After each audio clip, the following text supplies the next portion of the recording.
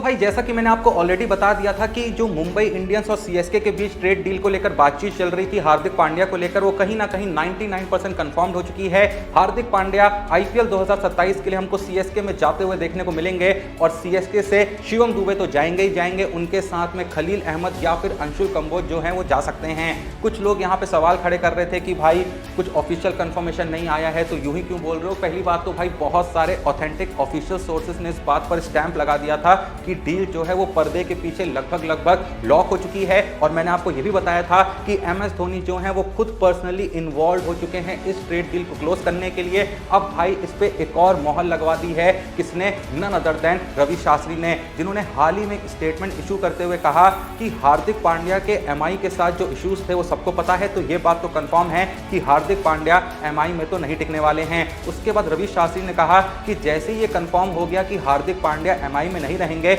और सीएसके जैसे ही इस रेस में एंटर हो गई हार्दिक पांड्या को लेने के लिए, और साथ में जब एमएस धोनी भी इन्वॉल्व हो गए तो इन्होंने कंफर्म कर दिया है कि एमएस धोनी इस ट्रेड डील को पर्सनली भाई देख रहे हैं और पर्सनली इस ट्रेड डील में बातचीत कर रहे हैं अंबानी फैमिली के साथ, मुंबई इंडियंस के मैनेजमेंट के साथ। तो रवि शास्त्री का कहना है कि जैसे ही धोनी इन्वॉल्व हो गए तो ये कहीं ना कहीं ज्यादा चांसेस हो गई इस बात की कि भाई हार्दिक पांड्या सीएसके में जाएंगे। रवि शास्त्री ने यह भी कहा कि हार्दिक पांड्या जो हैं वो काफी ज्यादा खुद भी येलो जर्सी को पसंद करते हैं और सीएसके के पास हार्दिक पांड्या जैसा दूर दूर तक कोई भी सिमिलर ऑलराउंडर नहीं है, यानी कोई अच्छा पेस ऑलराउंडर नहीं है अगर बात करें इंडियन ऑलराउंडर की। तो ऐसे में रवि शास्त्री कहते हैं कि हार्दिक पांड्या और सीएसके की जो ये डील है जो मुंबई इंडियंस के साथ चल रही है, इस डील को आप ऑलमोस्ट डन मान सकते हैं फॉर आईपीएल 2027। तो रवि शास्त्री के भी इस स्टेटमेंट से ये कंफर्म हो जाता है कि हार्दिक पांड्या आईपीएल 2027 में पीली जर्सी में खेलते हुए दिखेंगे, none other than Chennai Super Kings के लिए।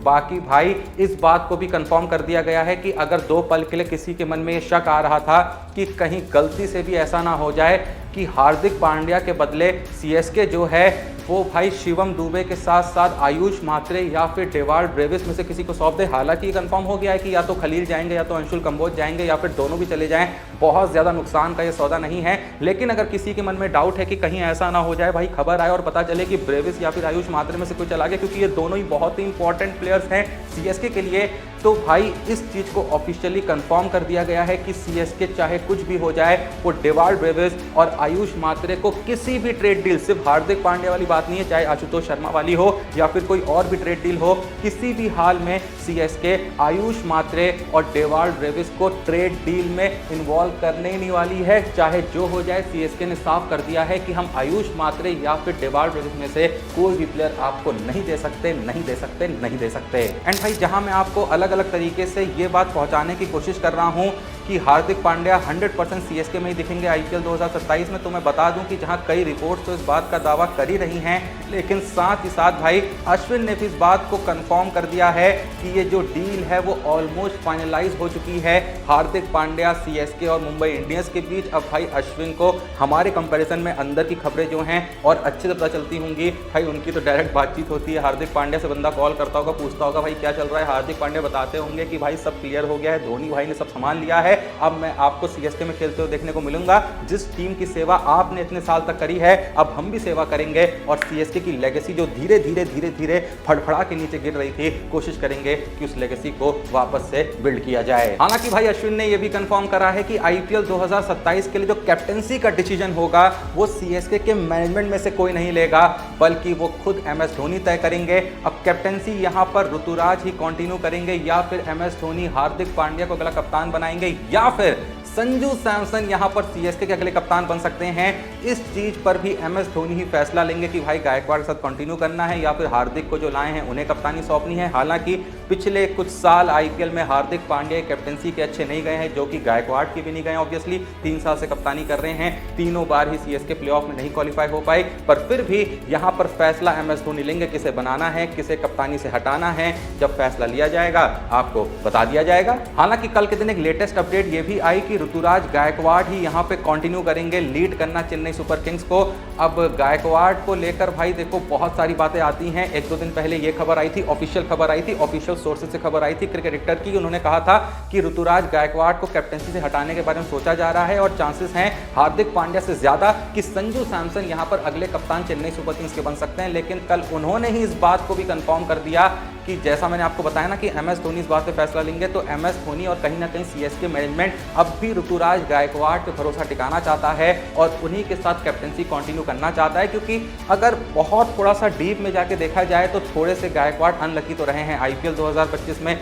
मिड सीजन इंजर्ड हो गए थे। उसके बाद भाई पिछले कुछ मेजॉरिटी सीजन जो CSK के रहे हैं, इनके जो बड़े मेजॉरिटी प्लेयर्स होते थे वो भाई इंजरी के चलते कभी बीच में, कभी सीजन शुरू होने से पहले ही बाहर हो जाते थे। और कहीं ना कहीं CSK का स्क्वाड भी हमने देखा है कि भाई पिछले 2-3 सालों में काफी वीक तो रहा है। ऑक्शन बहुत ही खराब खेला है, बॉलर्स अच्छे होते नहीं थे, डेथ स्पेशलिस्ट नहीं होते थे, अच्छे फिनिशर्स नहीं होते थे। तो मेरे हिसाब से भी और उन लोगों के हिसाब से भी ऋतुराज गायकवाड़ को प्रॉपर टीम भी अभी तक अच्छे से नहीं मिल पाई है। हालांकि जो अच्छा कप्तान होता है वो खराब टीम से भी आपको परफॉर्मेंस निकाल के देता है, लेकिन फिर भी यहां पर थोड़ा सा फेयर चांस शायद देने की कोशिश करी जा रही है ऋतुराज गायकवाड़ को कि भाई थोड़ा सा अच्छे प्लेयर्स इसको सौंपे जाएं, तब देखें कि भाई इसकी कप्तानी कुछ रंग ला भी पा रही है, नहीं ला पा रही है। और उसके बाद भी अगर गायकवाड़ कप्तानी में कुछ खास नहीं कर पाते हैं, फिर ऑफिशियली ये घोषित कर दिया जाएगा कि गायकवाड़ भाई तुम बैटिंग करो, तुमसे ना हो पाएगा। और देखो, गायकवाड़ को कैप्टनसी से हटाने के बारे में जो सोचा भी जा रहा था ना, उसका रीजन सिर्फ ये नहीं था कि उनकी कप्तानी में कुछ खास CSK उखाड़ नहीं पा रही है। रीजन ये भी था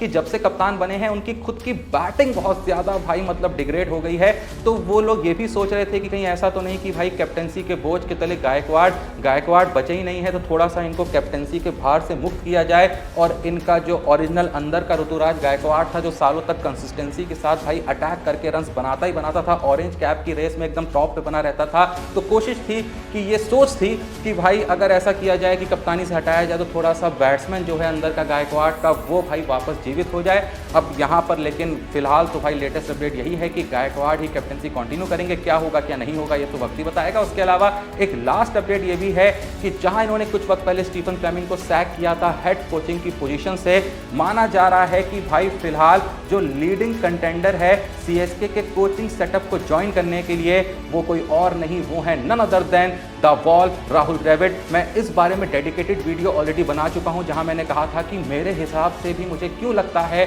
कि राहुल द्रविड़ ही बेस्ट हेड कोच हो सकते हैं CSK के लिए। बंदे के अंदर जो लॉयल्टी है, जो कमिटमेंट है, सालों तक इंडिया की अंडर 19 टीम के साथ काम किया, सालों तक इंडिया की सीनियर इंटरनेशनल टीम के साथ काम किया, T20 वर्ल्ड कप जिताया और उसके अलावा भले ही ICC ट्रॉफीज नहीं जितवा पाए और पर बहुत सारे ऐसे उन्होंने काम किया। और सबसे अच्छी बात है कि जबरदस्ती की छेड़खानी नहीं करी जो आज के वक्त पे होती है कि भाई सूर्या ने T20 वर्ल्ड कप जिताया, कप्तानी से हटा दो, रोहित शर्मा ने T20 world cup champions trophy जिताई, कप्तानी से हटा दो। तो ये भाई जबरदस्ती की छेड़खानी कभी भी राहुल द्रविड़ ने करी नहीं। कभी भी ये सब फालतू के बयान नहीं दिए कि भाई मैं सुपरस्टार कल्चर खत्म करना चाहता हूं। गौतम गंभीर ने तो सुपरस्टार कल्चर खत्म करते करते सीनियर प्लेयर कल्चर खत्म करने की कोशिश कर दी है। अपने ही बंदे लाए पड़े हैं, घुसाड़े पड़े हैं, पर कभी भी भाई राहुल द्रविड़ ने काम नहीं किया। मुझे आज भी याद है जब 2022 का T20 वर्ल्ड कप भारत हारा था, रोहित शर्मा डगआउट में बैठे आंसू बहा रहे थे, राहुल द्रविड़ खुद उनके पास गए थे, बगल में बैठे थे, कंधे पे हाथ रख के उनसे बहुत देर तक बातचीत करने में लगे हुए थे। और उसके बाद जब प्रेस कॉन्फ्रेंस हुई थी, उन्होंने कप्तान या किसी प्लेयर को नहीं भेजा था, खुद आए थे। वहीं जब भारत में 2024 T20 वर्ल्ड कप जीता था ना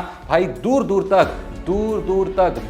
तक राहुल द्रविड़ नजर ही नहीं आ रहे थे। जबरदस्ती भाई विराट कोहली और रोहित शर्मा को खींच के लाना पड़ा था और तब जाके उन्होंने गोद में उठा के राहुल द्रविड़ को उछाला था, लेकिन वहां भी बंदा क्रेडिट लेने से दूर भाग रहा था। क्या तुम्हें लगता है कि आने वाले वक्त में भारत जब कोई ICC ट्रॉफी जीतेगा, मान लो 2027 का ODI वर्ल्ड कप जीत जाता है, तुम्हें लगता है रोहित शर्मा और विराट कोहली यही रिस्पेक्ट गौतम गंभीर को दे पाएंगे या फिर कोई और भी प्लेयर देना चाहेगा या दे पाएगा? मुझे तो नहीं लगता है। पर फिलहाल मैं कुल मिला के ये कहना चाह रहा था, राहुल द्रविड़ अगर ईमानदारी के मामले में देखें, कमिटमेंट के मामले में देखें, एक्सपीरियंस के मामले में देखें और कोचिंग एबिलिटी के मामले में देखें, क्रिकेटिंग नॉलेज के मामले में देखें, तो वन ऑफ द बेस्ट भाई हेड कोच हो सकते हैं CSK के लिए, जो वापस से CSK की लेगेसी को जिंदा कर सकते हैं। बाकी जो होगा वक्त आने पर चल जाएगा। आप लोग का इस बारे में जो भी सोचना है कमेंट सेक्शन में जरूर बताएं। बाकी जो भी वीडियो देख रहा है भाई लाइक किया करो यार, प्लीज वीडियो को लाइक किया करो, ज्यादा से ज्यादा कमेंट किया करो। कोशिश करूंगा हर कमेंट का जवाब दे सकूं। और जितने लोग वीडियो देख रहे हैं भाई प्लीज़ चैनल को सब्सक्राइब करा करो। जितना सब्सक्राइब करोगे उतना ज़्यादा मोटिवेशन मिलता है और बेहतरीन कंटेंट लाने का। तो प्लीज़ चैनल को सब्सक्राइब करें। मिलते हैं नेक्स्ट वीडियो में,